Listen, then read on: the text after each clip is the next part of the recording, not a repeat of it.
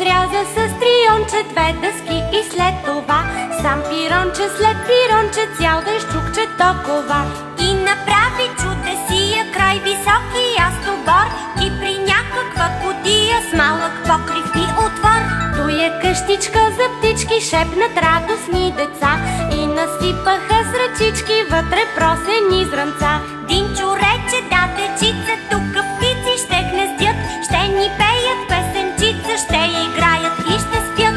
Къщичката заковаха сред големия клонак, с микрила скорец размаха над зеления листак. Динчо кротко се изправи, па му дума: ей, скорец, тук за тебе аз направих не каштурка, а дворец.